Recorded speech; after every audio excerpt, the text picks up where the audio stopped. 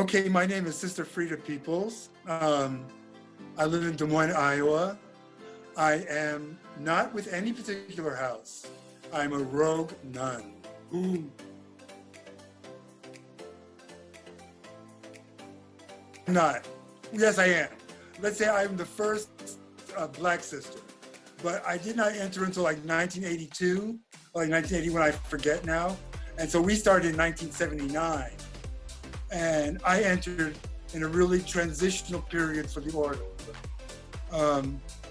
Very many of the originals were diagnosed with HIV, and some people were wanting to become inactive. Other people had become, the order was going through kind of a change from more performance-oriented to fundraising. And so I kind of came in right at the cusp of that.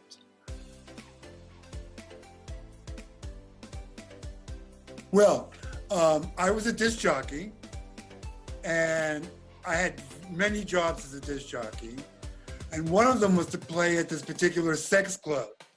And Sister Salvation Armee was a patron of that club, and they used to put their boy clothes in my sound booth to change. And because Sister Salvation Armee lived on Divisadero Street, or kind of around that part of Bay, we walked together a lot up to the Castro. And I just talked to Sal about the sisters, because I had seen the sisters at Castro Street Fair and stuff like that. It wasn't, so, okay, so you have to remember that when I came to San Francisco, was really, I was like 16 years old probably, it was like 1972 or something like that. And the Cockettes were just kind of still kind of around. The Angels of Light were kind of around, but they weren't really doing anything. The Cockettes had not really been doing any shows or anything. The sisters were like the hippest trip in town. I was a gender fuck drag queen. And my drag persona's name was Sheila Shame. Very kind of Dinah Washington, blonde hair and pink dresses. I still wear pink. But, and so it was natural for me to kind of feel comfortable dressing up. There was a whole bunch of us that did drag at that time, and leather drag and stuff, and, you know, butch, gender fuck drag kind of thing. And it was like kind of natural. And so Sal's whole thing was, are you comfortable in drag? And are you comfortable talking with people? And that's how it was. It was very simple.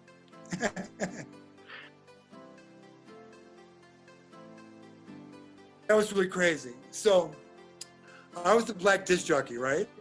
And a bunch of us Black sissies, DJs, would hang out at the Badlands on Sunday afternoon to hear another Black DJ, Timmy Rivers, play church.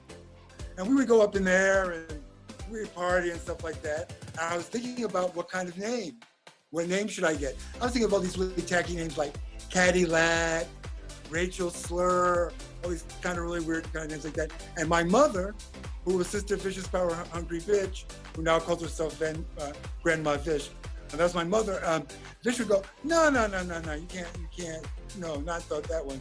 So we were standing there, and Timmy played Frida Payne's Band of Gold. And so I thought, oh my God, that's awesome. I'll just become Frida Slaves. And Wayne Lovelace said, no, girlfriend, that's not nearly colored enough. You got to be Frida Peoples. And that's how it was. So this community of Black DJs named me.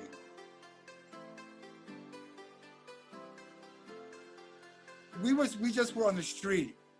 You know, go to bars and be on the street. We were very, you know, do like the postcards and the, you know, the different, you know, I worked with Boom Boom on his campaign for mayor and stuff. You know, that kind of stuff I did as Sister Freida, but I didn't really do stuff as Sister Freida like myself, like the way I do now. When all sisters would go out and do something, then I would do stuff with them.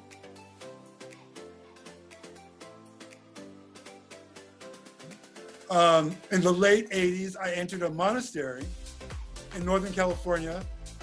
I was a monk for 12 years. I went to Italy and I went to Connecticut and got a baccalaureate in philosophy. And then I went to Rome and got a master's degree in theology. When I came back from Rome, I reactivate. You know, first of all, the whole sister thing is a parody of Catholicism. And it's a salute, it's an homage to the women in Catholicism that did the work. The male patriarchy took the credit, but the women did the work. Manned the hospitals, worked the schools and the orphanages. Those women are fabulous. There's that. The other thing, very many of us early sisters were Catholic or ex-Catholic or recovering Catholic or whatever. I don't say that, but there are two things. First of all, Sister Loganberry Forrest, who is a TM meditator, initiated me into TM with a bunch of novices in my apartment in Twin Peaks in the Castro, Upper Castro, years ago. In fact, my mother, Sister Vicious Power Hungry Bitch, said, Freida, if you don't get initiated into TM, I'm gonna kick your ass. They calmed me down.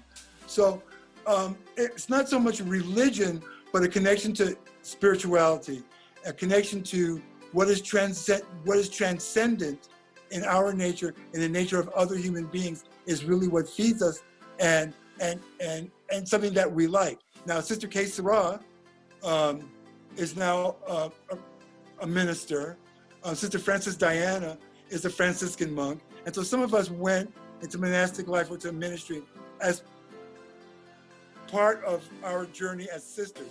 I certainly did. It certainly helped me in the sense that I became not very materialistic. I became health conscious.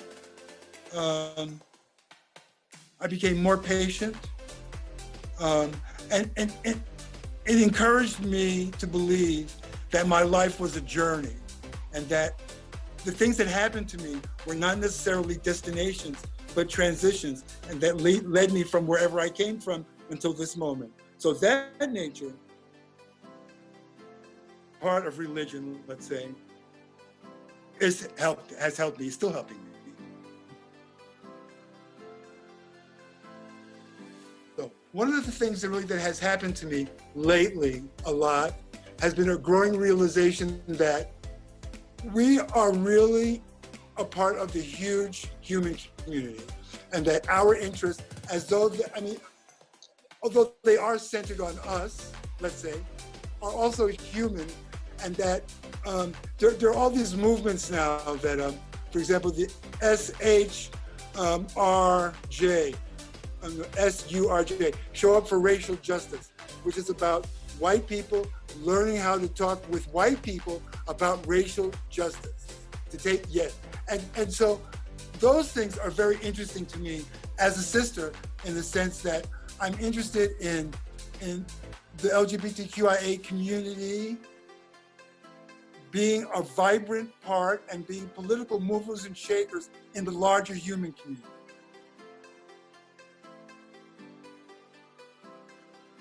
Yeah, it's very difficult.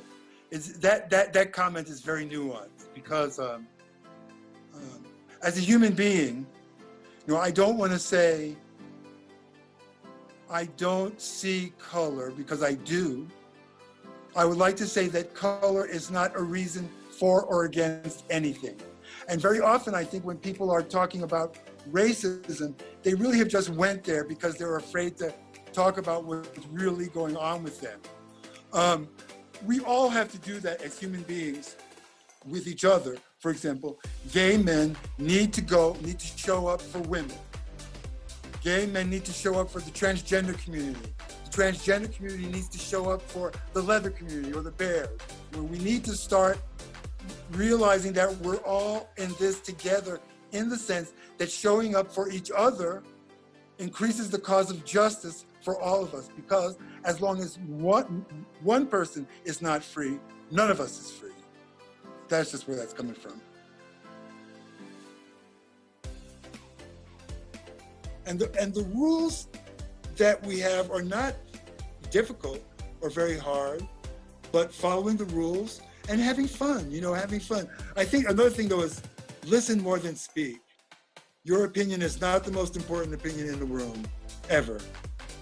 Mine certainly isn't, never has been, kind of thing. But, I think that I think that is good. You know, not everyone, you know, a lot of people want to become sisters. Not everyone can be a sister, but you have to try. You have to start out.